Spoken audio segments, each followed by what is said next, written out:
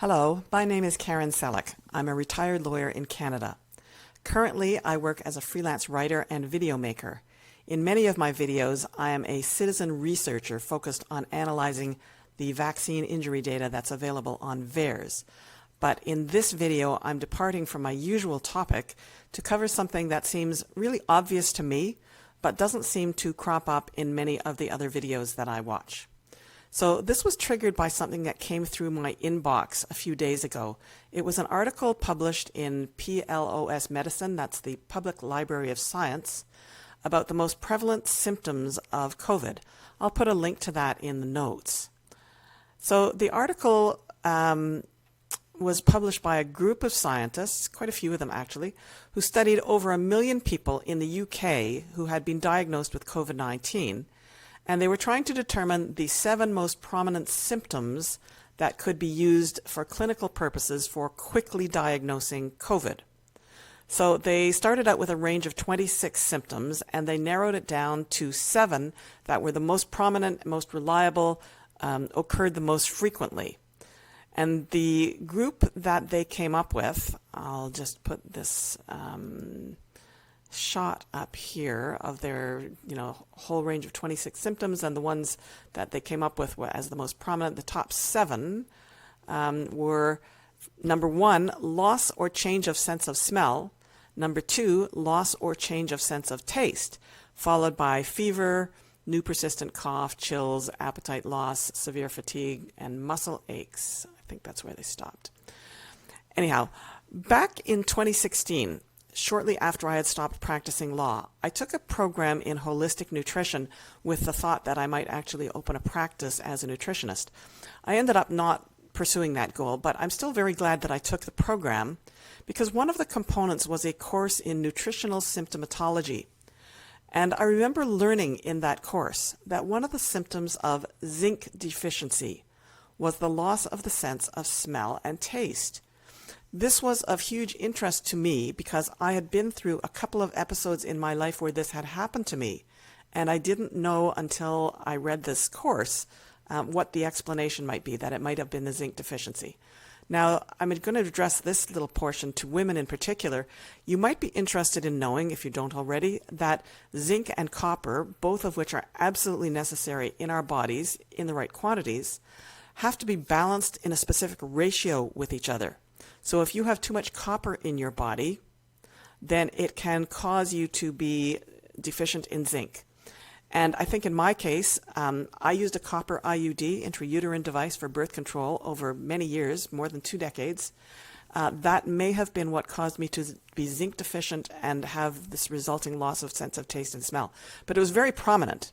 And it was also these episodes of taste loss and smell loss were also accompanied generally by depression, quite severe depression. So it imprinted itself on my mind, and I was very interested when I found out this might be caused by zinc deficiency. Okay, so this connection between zinc deficiency and sensory loss is actually quite a well-known phenomenon. And I remember when I first heard about these prevalent symptoms at the start of our so-called pandemic, back in March 2020, I immediately started saying to people, that's a zinc deficiency.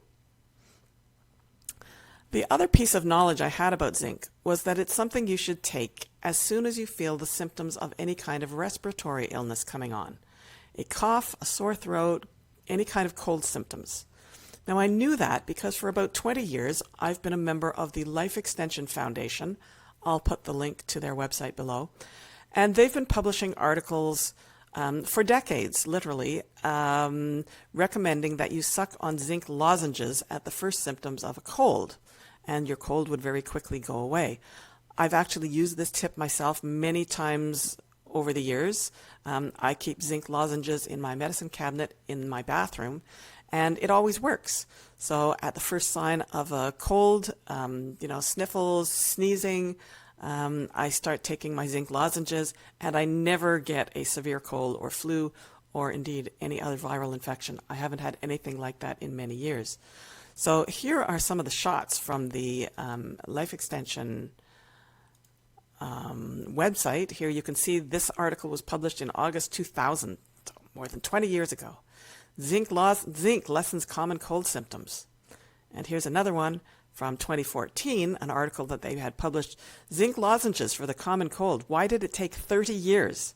So this was written in 2014, so they're talking about something that's been known since 1984. Cute, eh? Significant that it's 1984. Zinc lozenges have been useful to protect people against the common cold. Anyhow, it seemed obvious to me that people were turning up all over the place in the so-called COVID epidemic with impaired senses of taste and smell. It's something like 60% of the patients. I had newspaper articles from early on saying 60% of the patients with COVID were suffering from this. And I actually gave a presentation on this to a service club that I belonged to. I don't belong to it anymore, but this was back in May 2020. And my presentation was called Nutritional Strategies Against COVID-19. That was before it became absolutely forbidden to publicly suggest that anything other than vaccination would work against COVID. So I included 3 slides on the subject of zinc. And the first one mentioned a couple of studies I had found showing that zinc had antiviral activity for several different kinds of viruses that were known at that time.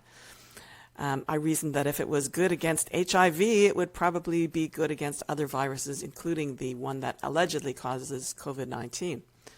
My second slide showed a couple of studies I had found demonstrating that zinc deficiencies are associated with taste and smell dysfunction.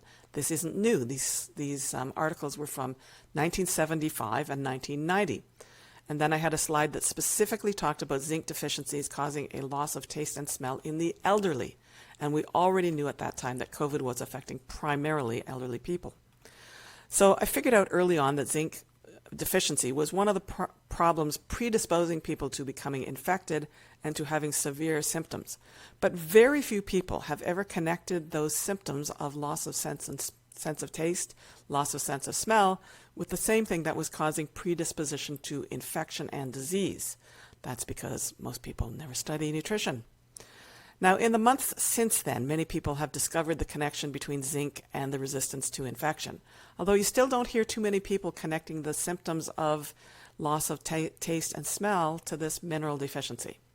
But there's lots of good doctors now recommending zinc as part of the COVID treatment protocol.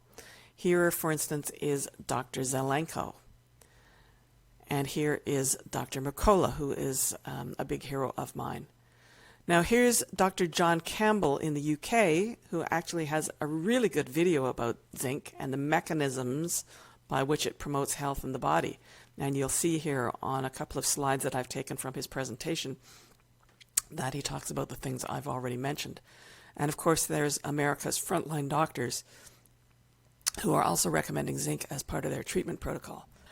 There are also studies that associate zinc deficiencies with stress. So it appears that when you're under stress, you use up the zinc in your body so that you need more of it. Zinc and stress response. This is something that was published in 2016 in a journal called Chronobiology. So zinc plays a significant role with respect to the stress response. Proper maintenance of zinc status can help to stabilize serum cortisol levels over time. And zinc intake has been shown to temporarily inhibit cortisol secretions.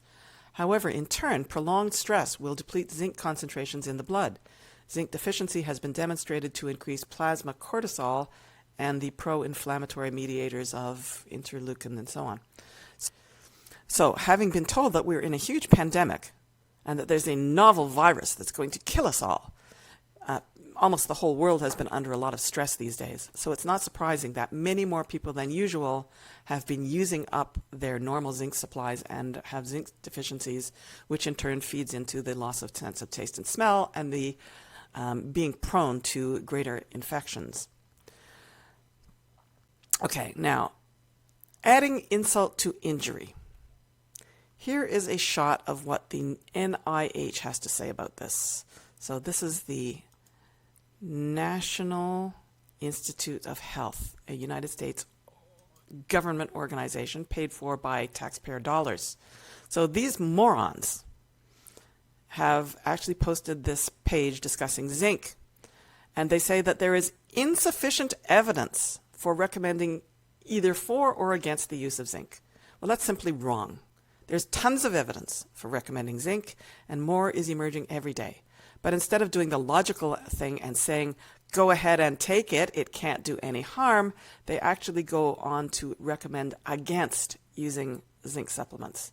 The panel recommends against using zinc supplementation above the recommended dietary allowance, which is pretty low, for the prevention of COVID-19, except in a clinical trial, which I don't know whether they're running or not, probably not.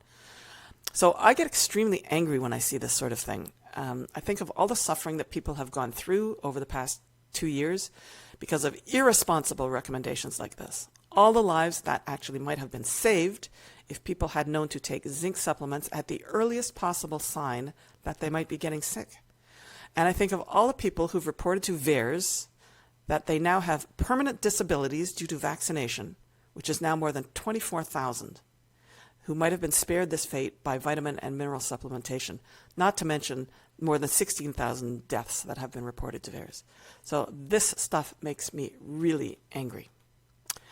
Okay, that's all for today. My name is Karen Selick. If you appreciate my work, please like, share, subscribe, and you can send me a coffee, even though I don't actually drink much coffee, or subscribe to me on Patreon. I'll put the links in the comments below.